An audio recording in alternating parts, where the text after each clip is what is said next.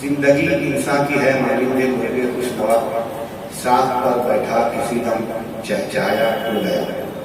लाई हयात आए कजा ले चली चले, अपनी खुशी से आए न अपनी खुशी चले। मैं हनी भैया को वहां से जानता हूँ कि शादियों में नाचने से इसने अपनी जिंदगी की मिमिक्री की स्टार्ट की। फिर हमने ये भी देखा कि इस्माइल मेरी अभी जब उनका इंतकाल हुआ तो लोग बात कर रहे थे, बोले यार वो हनी भैया की बढ़िया बात था फ्री। फिर वहां से फ्री में बीड़ी बांटने वाले की शनाख्त को लेकर पैदा हुआ। फिर हमने देखा कि अम्बासडर पे और जूनियर गाड़ियों के बोनट पे खड़े रह के नाचना, आसिफ अलबेला को हंसाने के लिए कोशिश करना पड़ती है, हनी भैया को कोशिश नहीं करना पड़ती। मैंने इसके बहुत सारे पहलू देखे कि बात अल्फाज कहाँ से लाता था, अब सोच भी नहीं सकते थे कि कहाँ से वो थिंग्स उगा ले रहा है। होटल पे को देखा तो बोले क्या है जापान की बंदी। मैं पहले इनकी बात रखता था तो मेरे को मैं पूछा मुझे भैया कैसा दिख रहा है, बोले बूढ़े पहाड़ों कैसे दिख रहे हैं, की तरफ मैं क्या घर में डाल दिया। अकरम को देख के बोलता था मुझे मंदिर से अलग ही ताला रहता है। शकील को बोलता था हवा काम के मुख्य।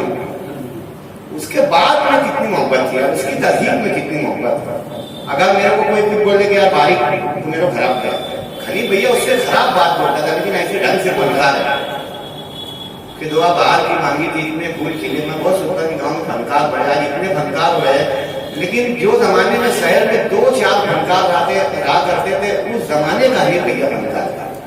गायकी की तो मुझको बहुत सुदबुद नहीं है, मैं भैया को देखता था, लेकिन भैया की कॉमन बात ये थी 2-4 गाने ही मैंने उनको जिंदगी भर गाते देखा। आज मैं शिकायत करता था कि आज जब देखो तुम वही 2-4 गाना गाओ तो लगता है गाली करके मैं सुना देगा। तो हर बात का हाजी जवाब।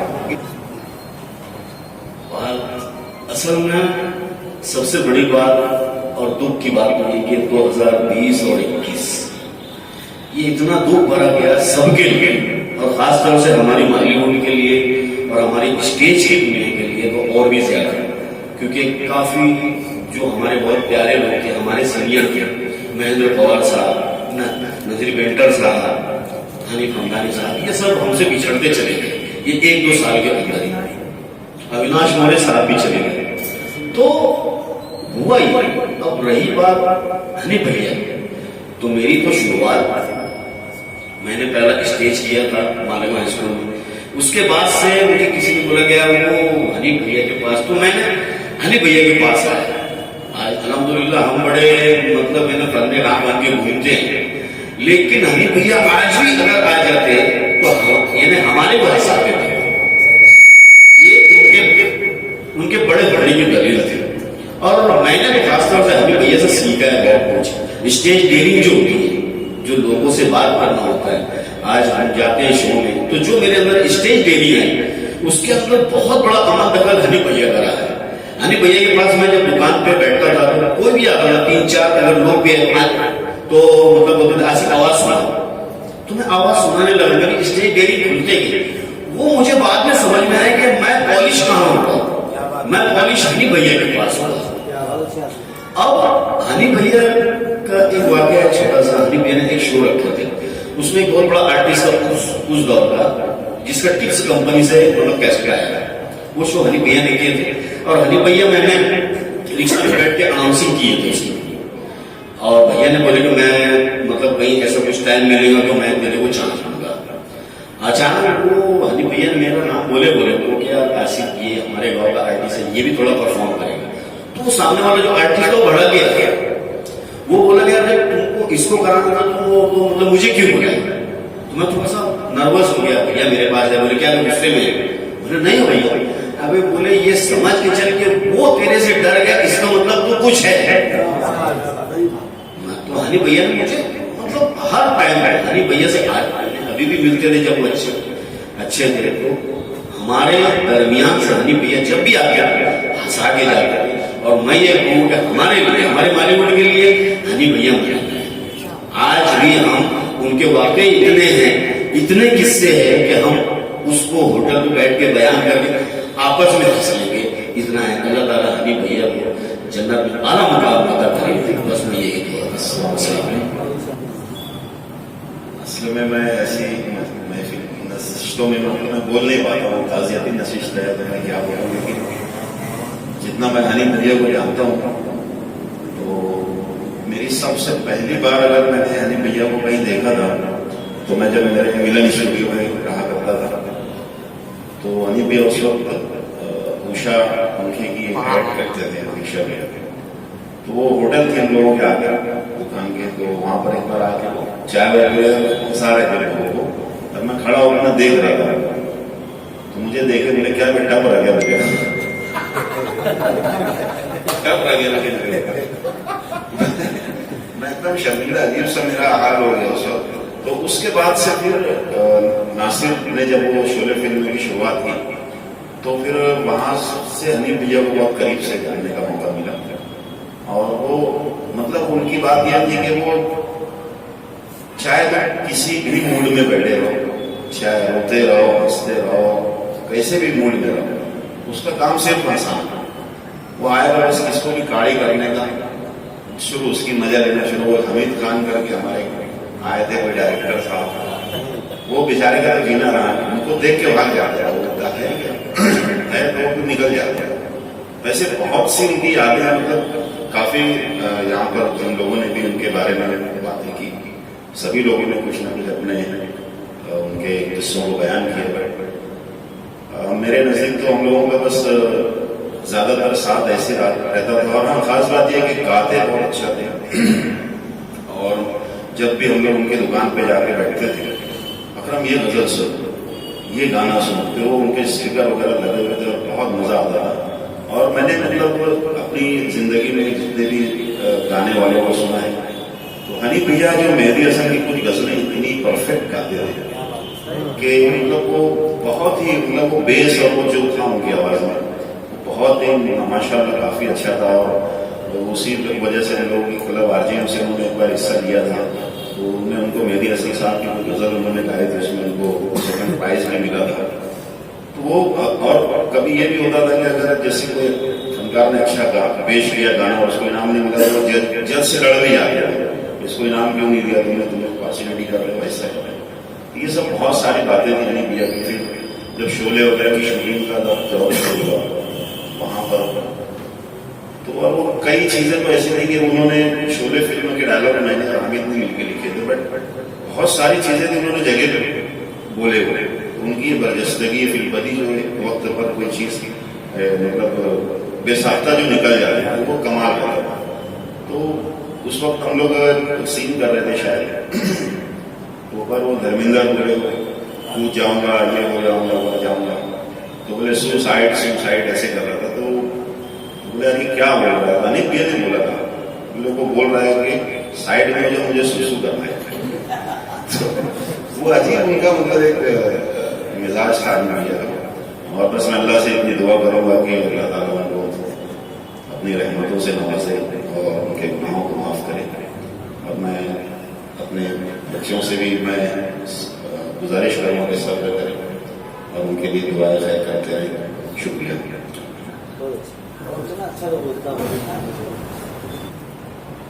तमाम तारीफें उस जात की जो पूरी कायनात बनाया, हम इंसानों को बनाया, उसमें कुछ जज्बात भी रख दिए, वक्त बवक्त हंसने का एक सामान भी रख दिया। जिस मरहूम फनकार की बात हो रही है, हम लोग गौर करते हैं, आसिफ भाई भी, अकरम भी, उसकी बात की पीढ़ी के हम, मगर उस जमाने में हनी भाई वो फनकार था, कसम खुदा कि मेरे पीरियड के जितने फनकार हैं वो ख्वाहिश था हमारी, यानी उसको देखकर ये लगता था कभी ऐसे फनकार हम बनेंगे। और उनकी जात में एक शेर बोलूंगा राज साहब का कि ये अलग बात के खामोश खड़े रहते हैं, हाँ, फिर भी जो लोग बड़े हैं वो बड़े रहते हैं। उसकी कॉमेडी ये इसी बरजस्तगी वाली थी। जितने दुनिया में बड़े फनकार आए हैं उनके आप अजदाद की जब तहकीक करो तो पता चलता है कि ये फन, ये बरजस्तगी उनके वालिदैन में भी है। और मैं गाय बगाए कभी सुनता था उनके वालिद मरहूम हमीद जो थे, हाँ होटल वाले, तो उनकी भी बरजस्तगी ऐसी थी। पुराने लोग बताते थे कि एक दफे वो घर के अंदर ना कटोरी रखे थे और बहुत बड़ा डंडा लेके घर में चिल्ला रहे थे। हनीफ मरहूम उनके वालिद बोले आज छोड़ियों भी मार डलेगा। पूरा मोहल्ला जमा हो गया, यार ये क्या है, कहा लफड़ा चल। बोले नहीं आज छोड़ ही नहीं करनी मैं, वो को महीनों से परेशान की से। तो बोले के भैया के, बोले कटोरी हटाओ। जब वो कटोरी हटाए तो खटमल था। बोले ना खुद सोवत है ना मौके सोवत है। तो ये कबूल करना पड़ता है अपने आप को कि यार जिनके वालिदैन में वो बरजस्तगी होती है वो बराबर वो पीढ़ी दर पीढ़ी चलती है। और कुछ लोग फनकार बनते, मगर हनीफ भैया फनकार था। फनकार पैदा होना बहुत बड़ी बात है। और आसिफ भाई, मुश्ताक भाई, अकरम भाई, इम्तियाज भाई इस बात के गवाह हैं कि हम लोग जमाने को हंसाते थे, मगर जब हमको खुद हंसना होता था तो हनीफ भैया को पकड़ते। क्या सही बात है। ये बात समझ में आती थी कि हम लोग एक कार थे, फनकार थे, वो हमारा पेट्रोल पंप था। क्या वाह वाह वाह, हमें वो रिचार्ज करता था तो और मैं उससे ज्यादा कुछ नहीं बोलूंगा क्योंकि जिसको देख के बड़े होते हैं ना, अब पता चलता है कि अपने वालिद हैं कम पढ़े लिखे हैं। अगर मैं बीए पढ़ लूँ तो बाप को बाबी बोलना पड़ेगा, वो मेरे को अब्बा नहीं बोलेंगे। फिर वही बात कि वो बड़ा था और बहुत अजीम था। और कसम खुदा की अल्लाह ने भेजा था इसलिए कि मुझे हो या आसिफ अलवेला को या नई पीढ़ी के फनकारों को वो तहरीक देने आया था। और कई घरों में उसकी तहरीक चल रही है, हम लोगों में वो जोश है। खुदा हमने इस जिंदगी को बहुत ही करीब से देखा है। हनीफ हमदानी जो है हमारे अनिल भैया, सभी का ताल्लुक उनसे बहुत अच्छा ही रहा है। और उन्होंने अपनी जो जिंदगी गुजारी वाकई एक बहुत ही पेचीदगी और नशे व फराज वाली जिंदगी थी। जैसे कि हमारे दोस्त पुनीत रहमान ने बताया कि शुरू की जो उनके हालात थे वो वाकई बहुत ज्यादा तकलीफदेह थे, मगर उन्होंने फिर एक जो है वो कोहिनूर कटपीर सेंटर की जब बुनियादारी मालेगांव में जब कटपीर सेंटर की शुरुआत हो रही थी, हनीफ भैया तो बन रहे थे हीरो, बनना चाह रहे थे हीरो। उन्होंने स्क्रीन टेस्ट भी किया था, अकरम खान वगैरह ने उस वक्त फोटो अपने को बताए भी थे हनीफ भाई के कोई बहुत बड़ा बॉलीवुड का विलन है, उसके साथ एक सीन है और वो तस्वीरें बहुत माशाल्लाह हैरत और हसरत से देख रहे थे कि चलो अपने शहर का एक शख्स जो बुनियादी तौर पर इस्माइल बीवी के प्रचार के लिए घर से निकला था और कब उसके पैर जमीन से हटे और स्टेज के सीने पर चढ़े, ये हम लोगों को नहीं मालूम। ये हमारे आसिफ अलवेला साहब बेहतर तौर से बता सकेंगे क्योंकि उन्होंने उनके साथ बहुत ये लाइफ जी है, ड्रामे से लेके बीड़ी की प्रचारी तक। लेकिन मैंने जो हनीफ भैया के अंदर जो खुसूसियत देखी मैं उसका इजहार करूँगा हमारी पूरी बॉलीवुड की जानिब से। लगता है कि मंसूरा मेडिकल कॉलेज में मुझे और हनीफ भैया को दोनों को एज ए जज बुलाया गया था और वहाँ के जो बच्चे थे वो इसी तरीके मिमिक्री आर्ट पेश कर रहे थे, कुछ लतीफ़े वगैरह बोल रहे थे। तो हमारे साथ जो है सिराज उलार सर थे, आसिफ सुबानी सर थे। तो वहाँ पर हनीफ भैया ने एक एक्ट पेश किया था, शायद आपने भी देखा होगा कि एक फकीर की उन्होंने एक्टिंग की थी। फकीर जो है वो अंधा फकीर है मगर हकीकतन वो अंधा नहीं, अंधा बनने की कोशिश कर रहा है और वो ये देख भी रहा है कि मेरे कटोरे से कोई पैसा उठा रहा है, कोई पैसा डाल रहा है, जो भी है। बहर कैफ इतनी नेचुरल उन्होंने वहां पर इस मिमिक्री को पेश किया था कि इस मिमिक्री के बाद वहां के जो भी स्टूडेंट्स थे, लड़कियां थी, लड़के थे, भैया के ऑटोग्राफ लेने लगे, फोटोज लेने लगे। मैंने मेरी जिंदगी में काफी लोगों के साथ जो है स्टेज किया है मगर इतना परफेक्ट एक्ट जो है मैंने किसी को करते नहीं देखा। बाद में किसी महफिल में सिराज सर ने भी कहा था अभी ये एक्टिंग अगर कोई करीब चीज है तो हनीफा की है। ये सिराज सर के अल्फाज थे कि उनके बाद किसी महफिल में उनकी इस एक्ट का जिक्र हुआ था। ऐसी कई खूबियों के मालिक हनीफ हमदानी साहब थे। सामईन और दोस्त अहबाब, अस्सलाम वालेकुम। वैसे तो हनीफ भैया बाद में बने मेरे, क्योंकि मेरे मामू का बहुत पुराने बचपन के दोस्त थे और हमारी नानी से उनके घर के बहुत अच्छे मुनासिब थे। तो मैं जब भी उनको मामू बोलता था तो बोलते थे भाई तेरी मेरी उम्र में कितना फर्क है, 2-4 साल का तो फर्क है, तू मेरे को मामू मत बोला कर, भैया बोला कर। बोला लेकिन भैया तुम्हारे बाल सफेद है। अबे बोले कारखाने में गए तो सब बुरी लगी है, ये बात का हुआ इम्तियाज दिया था, ऐसे तुमको बोल के बोले कि यार भैया बोला कर, मेरे को मामू मत बोला कर। और फिर उसके बाद भैया को जब हम देखते थे तो भैया गुलाम फरीद साहब भी कव्वाली गाते थे। तो जब भी मेरे को मालूम पड़ा कि गुलाम फरीद साहब भी कुछ है तो मैं उस वक्त तो कैसेट भैया से मांग के ले गया था, उनकी कव्वाली सुना करता था। फिर सिटी कॉलेज में उनका ड्रामा शो चल रहा था तो हनीफ भैया फरोग जाफरी को बोलने लगे, अल्लाह उसकी भी मगफिरत करे, कि यार फरोग मैं तो हमेशा मतलब हंसाता हूँ, मेरे को ना ऐसा कुछ ऐसा रूल दे कि यार मैं रुलाऊँ। तो स्पेशल अपने फरोग जाफरी तो भैया के लिए एक सीरियस रूल लिखा था और उसमें हम लोग मतलब गए बॉम्बे और वहां से इनाम भी ले गया, भैया को बेस्ट एक्टर का अवार्ड भी मिला। लेकिन वहां पे कुछ ऐसी हरकत कर दिए थे भैया स्टेज शो पे कि यहाँ सब लोग हंसने लगे थे। वो बहुत अजीब सी बात है वो। और उसके अलावा फिर भैया फिर मेरे को कोई भी मतलब कहीं भी जाते थे तो बोलते थे चलो प्लीज साथ में। भैया एक मरतबा अच्छी तरह याद है कि हम लोग का ड्रामा शो था और बॉम्बे के अंदर एक ड्रामा हम लोग का लेट हो गया था। बोले यार टीम पास करने के लिए क्या करेंगे, तो बोले चलो यार ऑडिशन दे देते, बोले अपन जाके कहीं भी। तो मैं भैया मुझे पूछने लगे कि यार मैं कौन सा ऑडिशन दूँ प्लीज।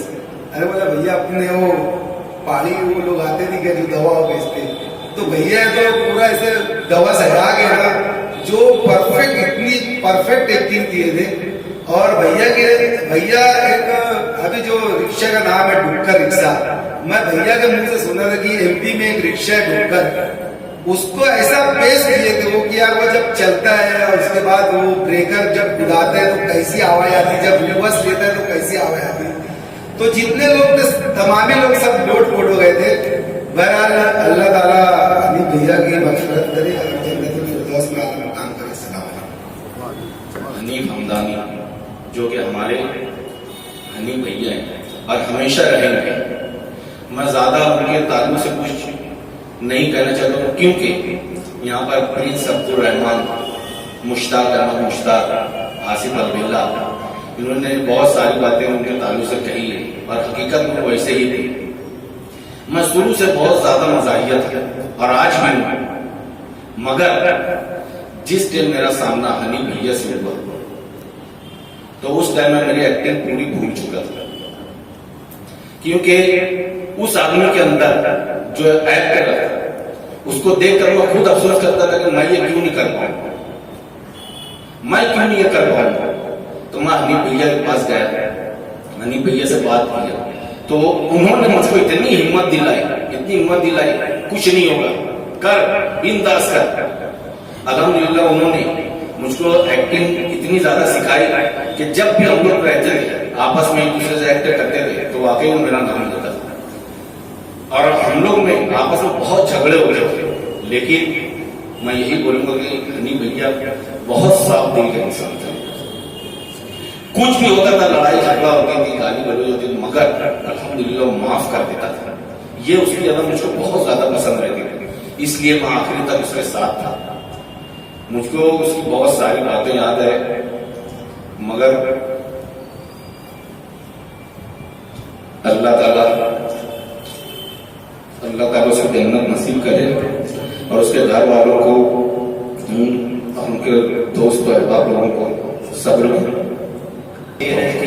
अपनी खुशी के साथ मेरा गम भी बांट लो, इतना हंसो के आंख से आंसू निकल पड़े। यही किरदार पूरी जिंदगी रहा हनीफ हमदानी साहब का कि वो इतना हंसा देते थे कि यकीनन आदमी रोने के निगार पर आ जाए। और किसे यकीन था कि उस शख्स की रुखसत होने से, हामिद अजहर ने कहा था कि अगर तालाब सूखेंगे तो फिर सुरखाब रोएंगे, मगर जब हम जुदा होंगे बहुत अहबाब होंगे।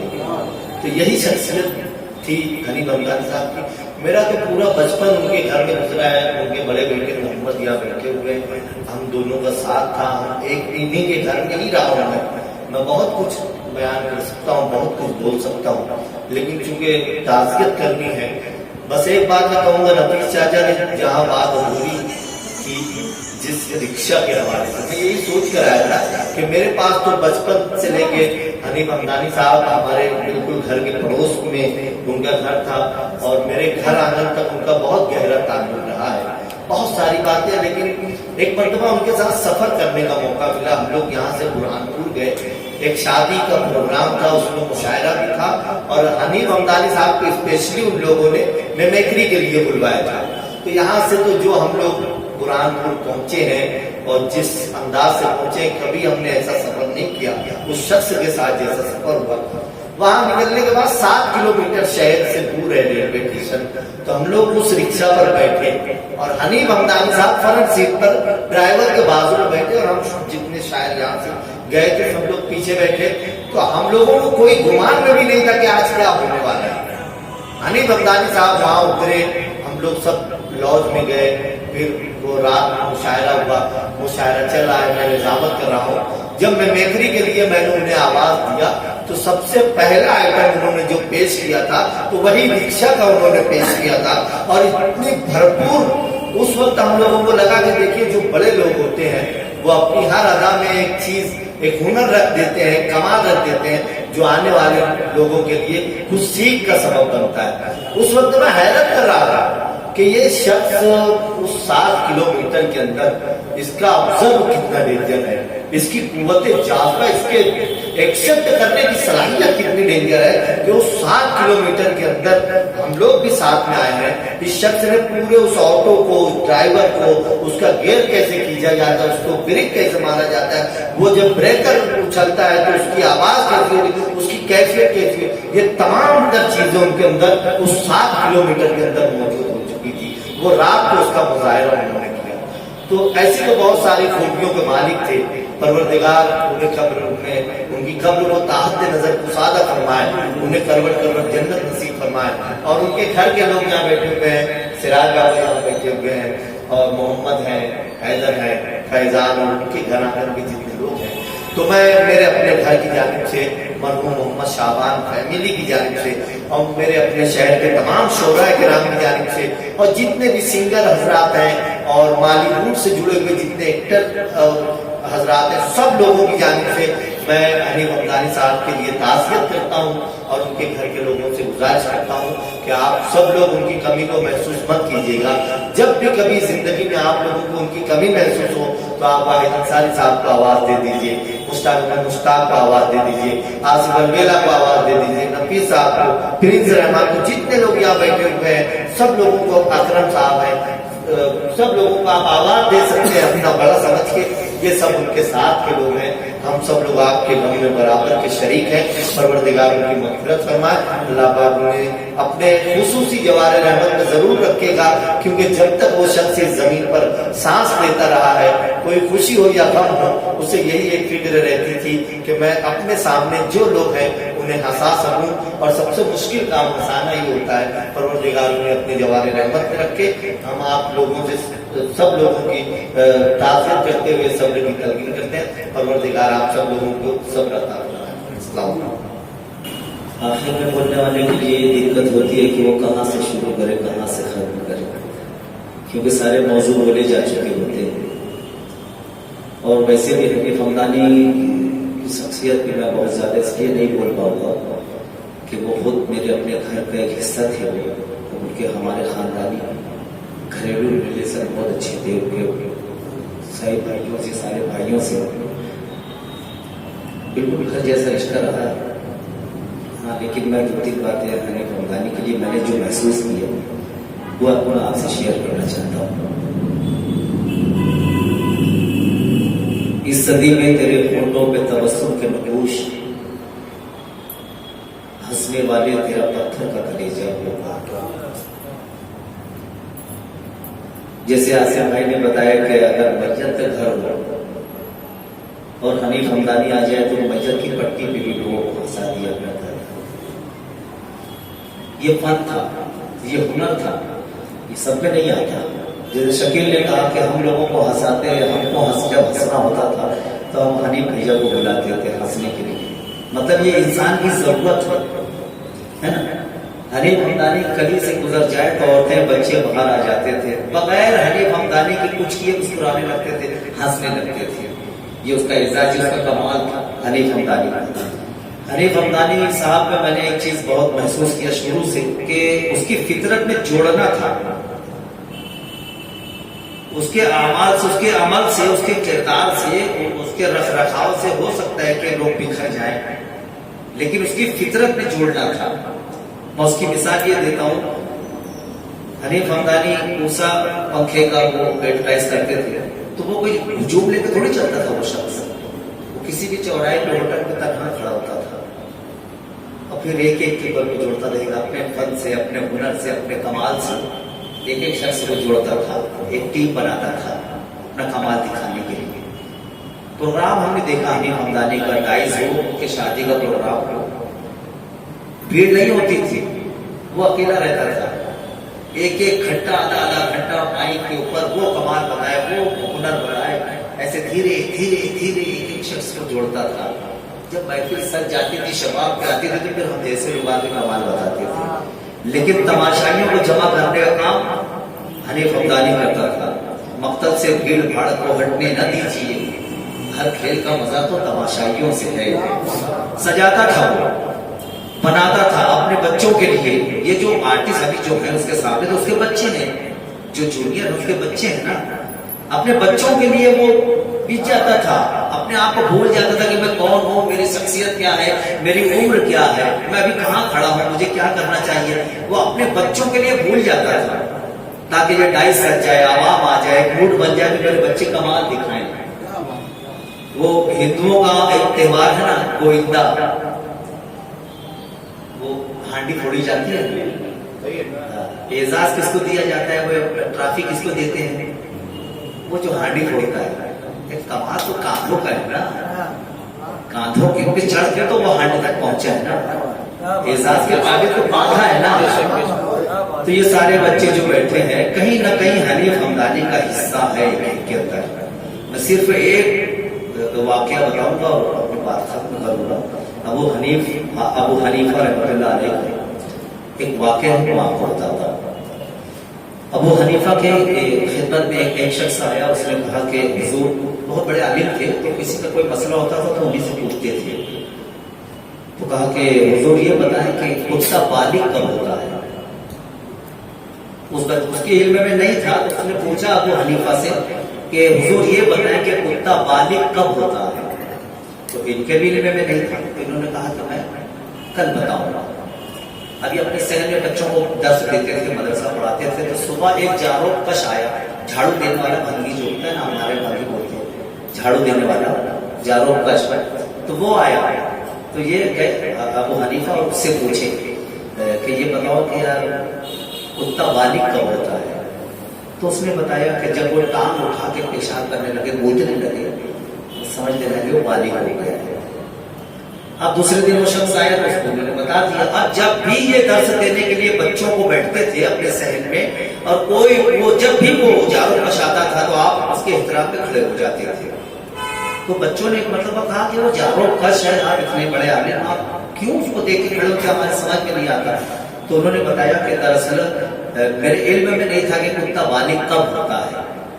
उस शख्स ने मुझे बताया कि कुत्ता बालिग कब होता है, उसने मेरे इल्म में इजाफा किया। तो मेरा उस्ताद है ना, जैसे आसिफ ने कहा कि मेरे अंदर डाइट डेयरी हनीफ हमदानी से आई, प्रिंस ने कहा कि मैं डाइस पे आने की ख्वाहिश मेरे अंदर हनीफ हमदानी से आई। किसी ने हनीफ हमदानी के लिबास को देख के उससे ऐसा कपड़ा पहनना सीखा, कोई उसके गाने गीत गाता था, सुन के उसके सारे गीत गाना सीखा, मिमिक्री करना सीखा। तो मेरी ये सारे आर्टिस्टों से गुजारिश है कि जब भी जिंदगी के किसी हिस्से में, जिंदगी के किसी भी लम्हे में हनीफ हमदानी की याद आए तो बस उसके हक में दुआ करते हैं।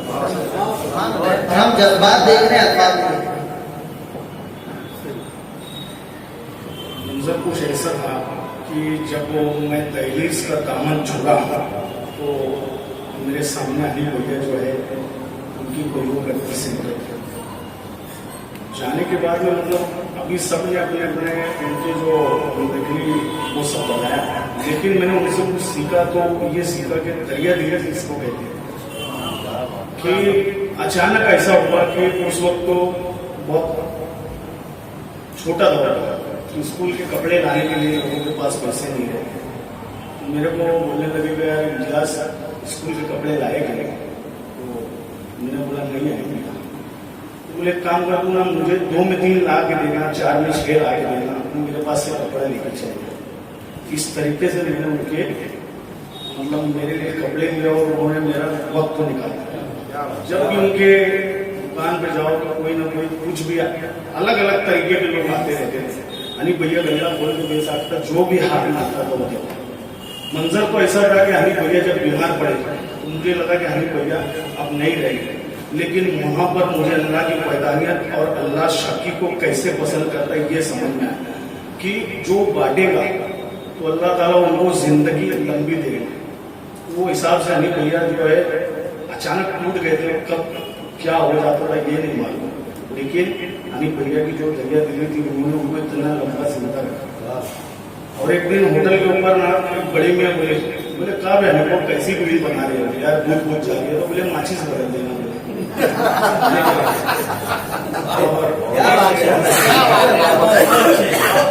एक दिन दुकान के ऊपर में मतलब छोटा था तो वहीं जा गया, 2-4 गिराक बैठे थे, वो गिराक ना बार बार बोले हनी भैया वो कपड़ा बताओ, वो बताओ, वो बताओ, बताते बताते थक के ऐसे पसीना पूछे, तो बोले और कोई कलर बचाए, थोड़ा सा ऊंचे अंदाज में बोलो, तो बोले एक कलर बचाए बताओ, बोले डुबकर कलर बचाए।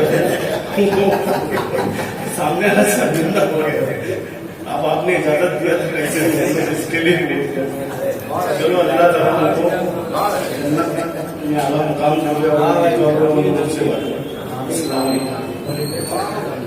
35-30 साल तक रहा।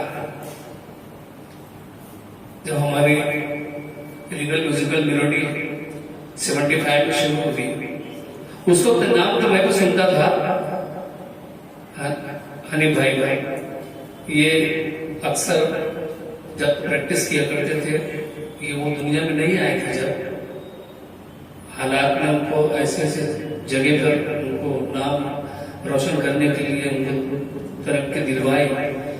ये और भी कुछ लोग जानते हैं, हम लोग भी जानते हैं, और काफी उनके हमदर्दों ने, उनके दोस्तों ने उनके बारे में जो बेशुमार वाकये बताए, किस्से बताए, वो हकीकत सही है। और वो किसी को अपना नीचा नहीं समझते थे, कभी भी वो किसी की भी तारीफ नहीं करते, तो अपना अदना सा छोटा सा फनकार क्यों ना हो, एक होटल का पच्छर जब क्यों ना हो, मैंने अपनी आंखों से महसूस किया, देखा है।